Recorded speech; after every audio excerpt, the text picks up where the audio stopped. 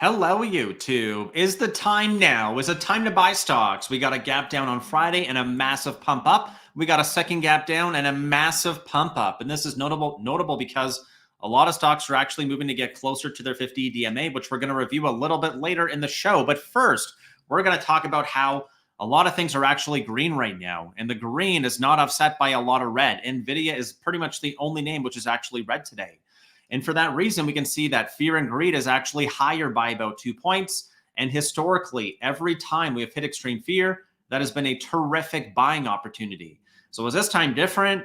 Well, I don't know. And before we go further, I want to talk about Jerome Powell and the dilemma he's going to have to face this week, because we're going to get those FOMC meeting minutes in addition to CPI numbers. But I think that with what's happening in the world right now, I think that Jerome might be second questioning exactly what he plans to do. And before we go further, I know the title of the video says, if measles are in the sky, it's time to buy. I understand that sounds pretty bleak. So what I want to do is make sure that I say that my thoughts, my prayers, my condolences, and I'm just really thinking of everyone who is being impacted by what's happening in the Middle East. But this thing has happened before. And what I mean by this thing is that there's always geopolitical turmoil. It is never fun to watch. It is never nice to see the casualties. But we want to understand exactly what this quote means. If measles are in the sky, it's time to buy. What does that mean? Well, for me, what it means is that people flee to what they perceive to be safe. So what that means is they're buying things like gold. Gold is up by 1.6% today. We also note that oil is up pretty dramatically, up by about 4% on the day at 4.2%. So what this really means is that people don't want things that are risky like Bitcoin and Ether. So those things are moving down pretty dramatically. Same thing with Bitcoin, even though it's still above its 50 DMA. So we got to be very careful and mindful of what is currently happening in the geopolitical landscape, because individual names like Lockheed Martin, it's up by 8.9% today. That's a pretty massive move. So like I mentioned, my thoughts and condolences are with everyone who has been impacted by this, but we want to make sure we understand what that means for the market, because I think a lot of people might have been quite surprised by where we're closing the day, actually being up by about over 0.5%. We're up by 0.6. The NASDAQ is up by 0.5. Whoa. So like what exactly is happening? Because this is not what I would have expected. And like I mentioned with Jerome, there's data coming out this week. So before we go further, I am going to ask you for a huge favor. If you could please consider smashing that thumbs up and subscribing to the channel. I'm going to make my best effort to try to make sure we are prepared for this week. We had a stream this Monday morning. You can go back and watch that. And we also have our weekend video, which will be tuned up. It's queued up for you at the very end of this video. So anyways, Jerome Powell, I don't think he could have predicted what happened this weekend. So what does that mean? Well, I think, again, not I know, but I think we're seeing more Fed speakers out today, including previous speakers. We also saw 2 more Fed speakers, and they're pretty much all echoing the same thing. We're ready to pause. We're able to pause, blah, blah, blah. So with PPI, or Producer Price Index, coming in on Wednesday, it's basically half of the previous number. That's constructive. Producers produce, consumers consume. Then we note here that we got core CPI coming in at 0.3, headline CPI coming down to 3.6, and then CPI on a month-over-month coming down to 0.3. I believe this is going to be interpreted as constructive.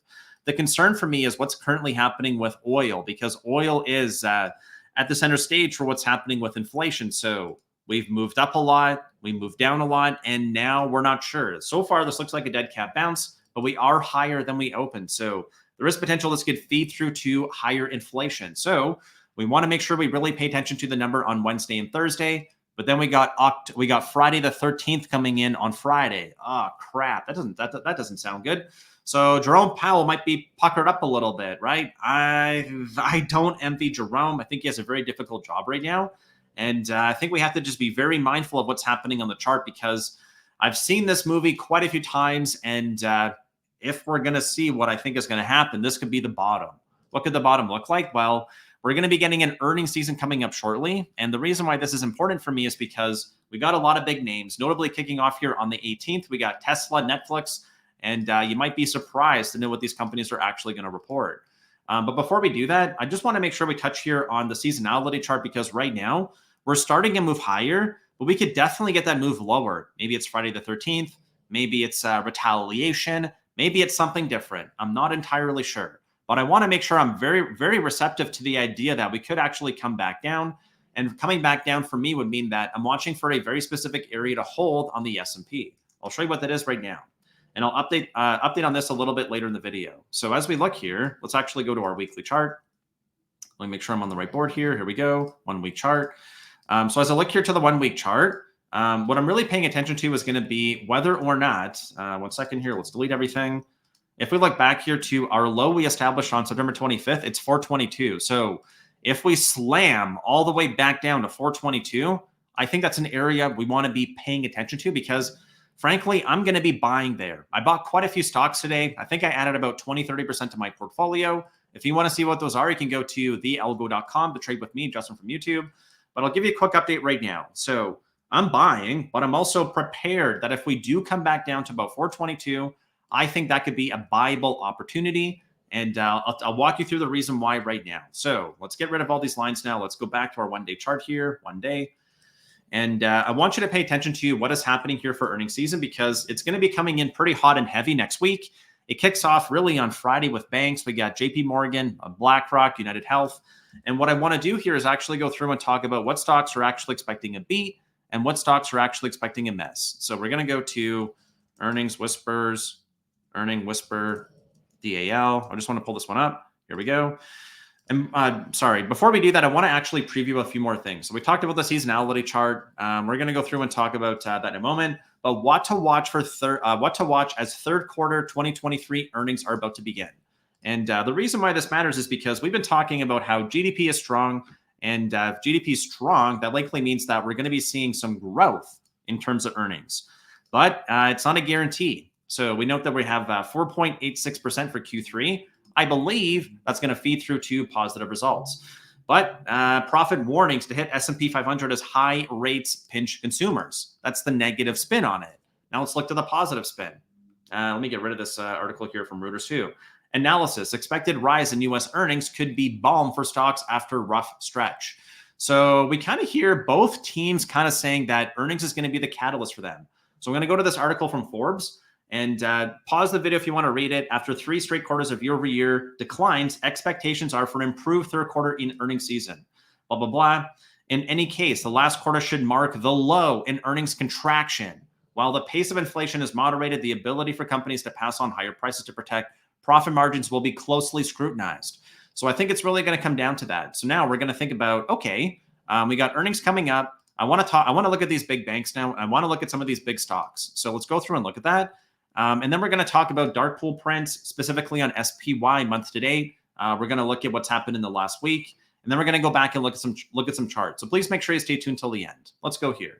So I just want to go through these because I want you to be mindful of what the market is expecting. We went through a negative number. We went through a positive number. But now I just want to see. Let's look at Delta Airlines. We're looking at 2 numbers here. We're looking at the number right here, which is going to be the whisper number. It's not a guarantee, but these numbers are pretty accurate. And then the consensus means what we're expecting. So 201 is greater than 192, and I'll zoom in a little bit to make sure it's a little bit easier to see. So we're looking for this number to be bigger than the consensus if we're going to be getting a beat. The number comes in below, it means we're going to be getting a miss. So Delta Airlines, expecting a beat. Let's look at Domino's Pizza, DPZ. Expecting a beat. There you go. Looking at the next one, we're going to have, I'm just going to go through the ones that I believe matter. I'm going to skip Walgreens. They've been removed from the S&P 500, so they're probably not all that hot. Let's look at JP Morgan kicking off on Friday. Beat, $4 over $3.85. Now let's look at BlackRock. So BLK. BlackRock is expecting a beat. So every stock so far is expecting a beat. Now let's go look over here at Citigroup. Citigroup is expecting a miss of 1 cent. So now we got 1 bank missing. So 3 beats, 1 miss. Let's look at Wells Fargo. Wells Fargo expecting a miss. So now we got 2 banks which are going to miss. Okay, so it looks like the pressure's on for banks. What I wanted to do now is actually move forward here to what we're going to be seeing for Goldman Sachs, because that one's important for me. So let's go here. And I think we got United Health kicking off on Friday too. So UNH, that one's a really big stock. It's a big part of the S&P, expecting a 5 cent beat here.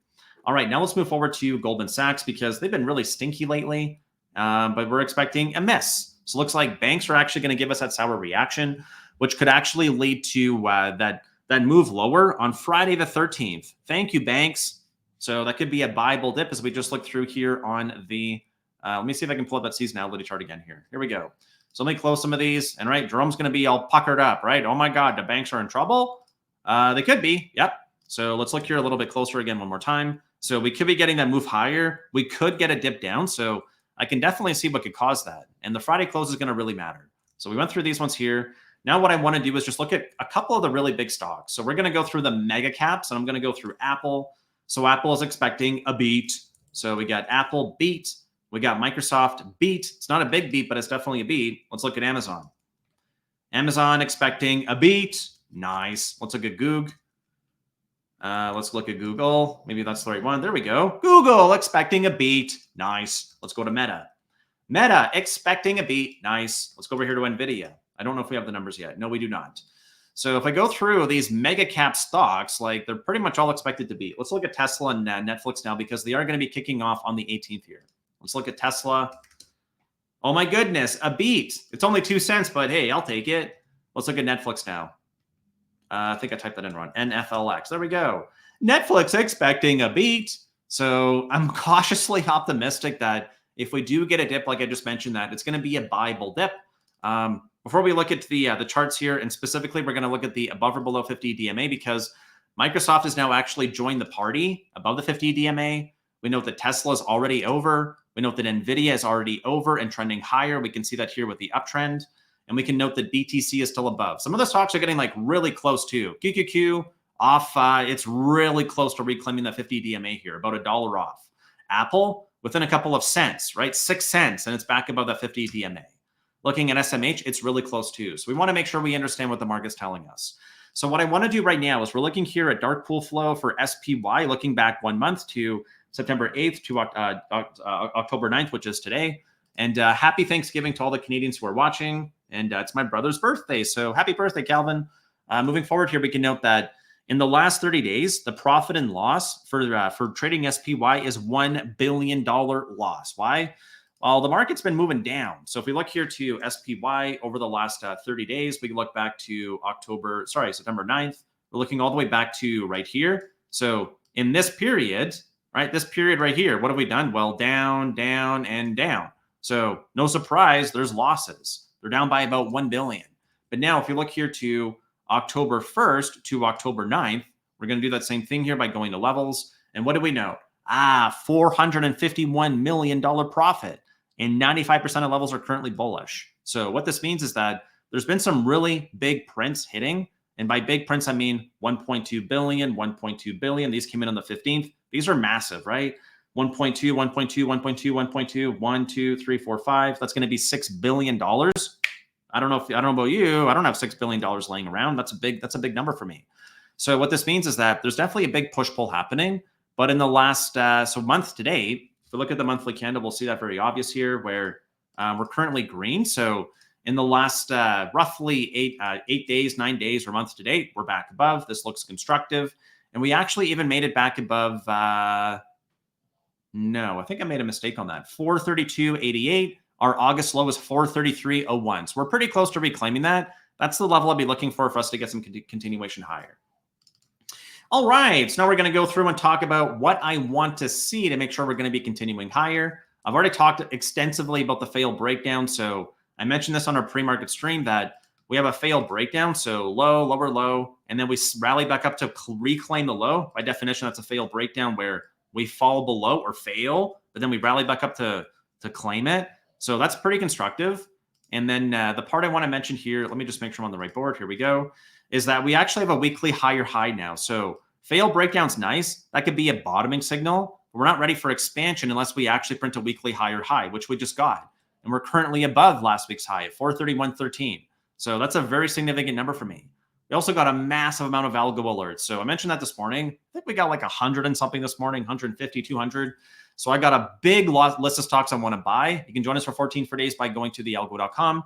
But let's finish off here by going to our below and above 50 DMA club. So if we go back here to our 1 day chart, 1 day, let me just make sure I'm on the right board. I keep bouncing around. I'm a little bit excited because the market is up, and it's been a long time since we've seen couple of days, which are up by pretty big percent. So QQQ, I want to see this one back above the 50 DMA next. That's the one I want to see. Then we got Apple, which is probably going to drag it over. It's really close. It's off by about 6 cents, and it's going to curl down tomorrow, which means we should be able to claim it. NVIDIA is already back above. I want to see SMH join. I also want to see S&P make more progress towards 441 to reclaim that high. 433.01 is going to be a really important area for us to claim first. Then we got China, hollow candle. It's down by 1 cent, but I got to see it start moving. It's below both with a death cross. It's not bullish. Same thing here with ARK. ARK is below the 50 and 200, and a death cross is going to form. Why? Well, the 50 is like crashing down. The 200 is going to go like this. So we're probably going to have some congestion inside of here. Got to pay close attention to ARK. Even though it's green, it's not enough. DAX, death cross is really close to forming here. Moving forward to XIU or Canada, closed today. So we're going to skip that one. Emerging markets, very similar to China. Gap down, pump up, but we got a death cross here. We're below the average. We got to make sure we pay attention. Same thing here with the Nikkei. So the Nikkei is trying to rally back up, but it's not green on the day. So we'll see what happens in the Asian session overnight. Ethereum got cranked lower. Could be because of that spot futures thing. I'm not entirely sure. And we already went through the stocks that are already back above. So if you want to watch a weekend deep dive, that'll queue up here in a couple of seconds. But like I said, if you want to come join us, there's no time like the present. You got a 14-day free trial. Literally, what do you have to lose? I told you there's all these alerts going off. I think I bought 4 or 5 different names today. Join us for 14 free days. See exactly what I bought and sold. See what stocks I like. And then quit and go back and watch for free on YouTube if you don't like it. If not, there is a Monday stream, so go to our channel if you want to watch that. If not, thank you so much for tuning in, and I look forward to seeing you tomorrow. Thank you again.